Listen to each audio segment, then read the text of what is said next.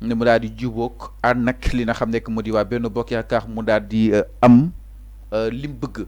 Il faut donc waxtaan daal di war a mën a am seen biir selon ki nga xam ne que moo di Amadou Mame Diop pour éviter tout risque de blocage donc kàddu la daal di dénk ki nga xam ne que moo di justement Bassirou Diomaye Diakhar Faye te les Échos daal di koy reprendre Sénégal aussi daal di koy reprendre alors celui-ci est unique pour faire passer ces lois Arfan il faut le vote des 3/5 maanaam pour supprimer 16 ak HCT il faut 110 députés ànd si encore une fois lu dul loolu kenn mënu koo supprimer te itam bis buñ jëlee coow yóbbu ko sànq Assemblée nationale le budget du Bassirou Diomaye Diakhar Faye risque d'être bloqué te loolu du ko arrangé du arrangé li nga xam ne que moo di sénégalais exactement alors donc mi ngi noonu donc les 3/5 des 165 99 parlementaires. Avant de rappeler que le nouveau Premier ministre Ousmane Sonko doit faire sa déclaration de patrimoine de loolu lépp nag il faut yëf yi am li nga xam ne que moo di neexoo seenu biir parce que jamono ji ils sont minoritaires les députés de Benno réunis ont la possibilité de déposer une motion de censure au risque de faire tomber son gouvernement maanaam tamit député yu Benno yi am nañ possibilité def benn motion de censure te loolu mën na daaneel li nga xam ne que moo di gouvernement bu Ousmane Sonko donc daal pour éviter tout blocage il faut waa Pastef collaborer ak waa Benno Bokk Yaakaar. ouais mais xam nga assemblée nationale bi nu mu bindoo jamono bii nii. c'est très difficile c'est très difficile pour le gouvernement de Ousmane Sonko de faire passer ses lois wala ses propositions.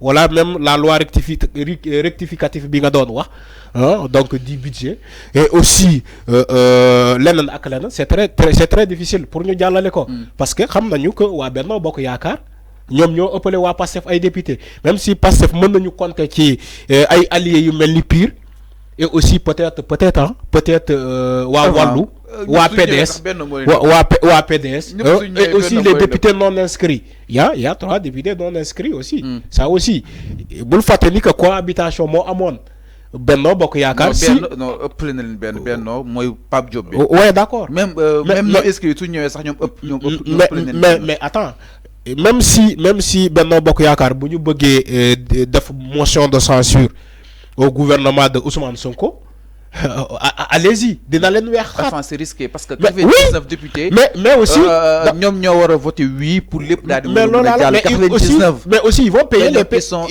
les conséquences de ça ils vont payer les conséquences de cette motion de censure parce que l'Assemblée nationale sera dissous est-ce que comprendre nga mais enfin borom xam-xam yi mais enfin il faut ñu marquer l'Assemblée nationale sera dissous parce que borom xam-xam yi nee naan Bassirou su dissoudre Assemblée nationale en septembre budget bi mën na bloqué wu Arfan ce sera il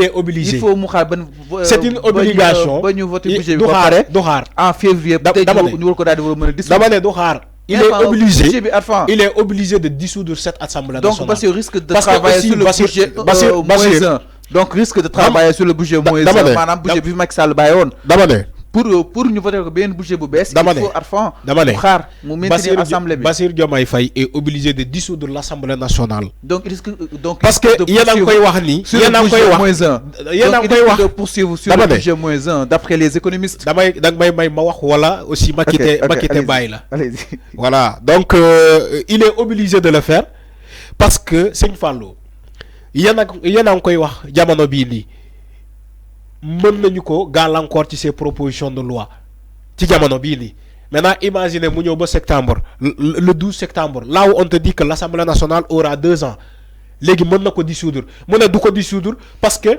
il y a le budget qui doit être voté au mois d'octobre mu ne du ko dissoudre par exemple mu continuer avec cette Assemblée nationale la 14e législature mais Bassirou Diomaye Faye dans ce cas il va courir le risque en tant que président qui est moins majoritaire à l'Assemblée nationale ban président mooy def loolu ban président mooy jël ce risque d'avoir une minorité à l'Assemblée nationale pendant au moins 1 an wala 6 mois di ko continuer di ko def parce que yéen da ngeen jàpp ni que bu ko dissoudre wala bu ko dissoudre day jël temps pour d'abord l'installation def élection législative installation des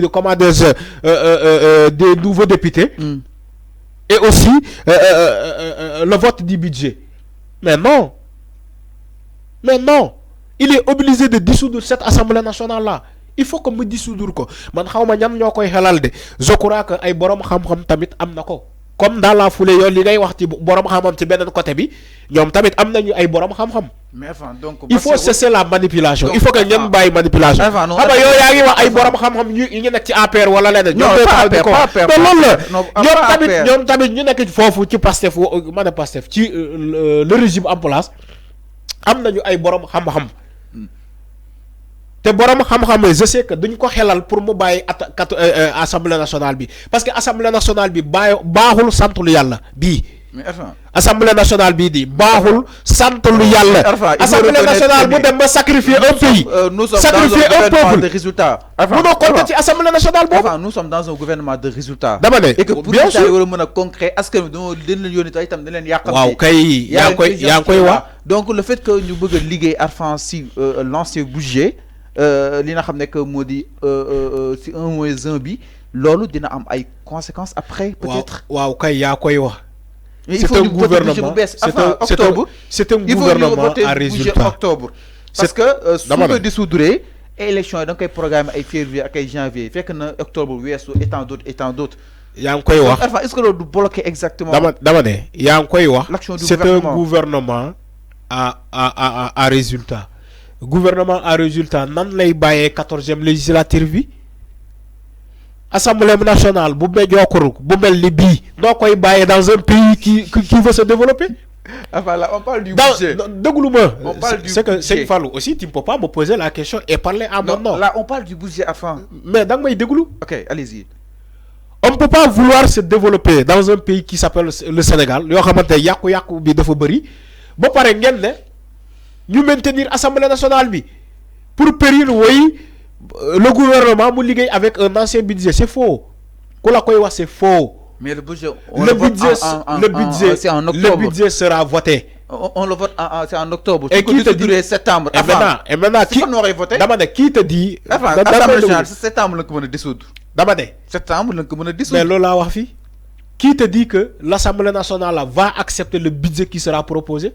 Mais loolu lépp kan moo la ko garantir yow. mais Mame Diop waxtaan seeg Bassirou. dama ne kan moo la ko garantir yow. mais Mame Diop waxtaan seeg Bassirou pour ñoom ñaar ñu affilié wu. waxuma Mame Diop. Benno ak Mame Diop ci boppam il sera destitué dañ koy dàq.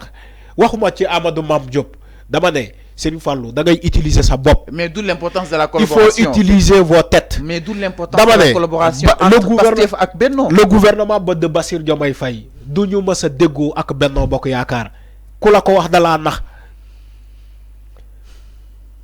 Le gouvernement de Bassirou Diomaye Faye du ñu mës a déggoo avec les députés de Benno Bokk Yaakaar jamais de la vie.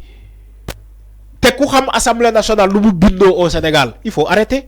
Kan ngeen di nax yéen kan ngeen bëgg a nax parce que yéen boo gisee ngeen nekk ci manipulation boobu di nax jéem a nax Bassirou Diomaye Faye c'est pour que ñu bañ a dissoudre l'Assemblée nationale parce que il y a des députés ñu dem ci banque leb. xam na ñoom Pape Djibril Fall. oui ay députés dem banque leb. élection su amaatee ñu bëri dañuy tëb. mais loolu la ko nangul ces députés dañuy inscrire est-ce que dinañ nangu c'est loolu ngeen bëgg. mais est-ce que dinañ ko nangu Arfan c'est la question. loolu ngeen bëgg comme ça ngeen nekk dina na Bassirou Diomaye Faye non il faut nga ñëw juboo ak waa Benno Bokk Yaakaar ñu bañ a tas assemblée nationale bi dinañ la jàppale c'est faux c'est-à-dire que kàmb lañ ko nekk di kàmbal c'est un piège ndigg sërëx la gis nga bu dissoudre l'Assemblée nationale bu médiocre bi dina ko xeex dina ko weex xat li baax bu baax laa lay wax di. Donc on risque de poursuivre avec ce même budget. dama ne kenn du poursuivre avec ce budget. Avec cette dette qui nous bu ñu fa eggee dinañu xam arrêtez de manipuler les Sénégalais kenn gënu fi am xam-xam que keneen on sait comment ça se passe. Attends, on pose le débat. dama ne. Attends. Le budget de l'Assemblée nationale, le budget du gouvernement sera voté et aussi l'Assemblée nationale là sera dissous. Alors, quand on pose le débat. Assemblée nationale bu médiocre bii nii. kan moo koy bàyyi mu poursuivre. Quand on pose le débat. Assemblée nationale bu dem ba sacrifier tout un peuple. yéen ngeen croire que Assemblée nationale boobu dina jàppale Bassirou Diomaye Faye. Bassirou Diomaye Faye imaginez mu ñëw ne leen je veux abroger la loi d'amnistie léegi ana juboo bi ak Assemblée nationale ay député Benno Bokk Yaakaar en sachant que ñoom ñoo voté la loi d'amnistie Bassirou Diomaye Faye du dégg ne mu bàyyi Assemblée nationale bu ko dissoudre imaginez mu ñëw ne leen même avec ñaari institution yu bu bëgg comment adresse génnee fii ñoom duñu d'accord.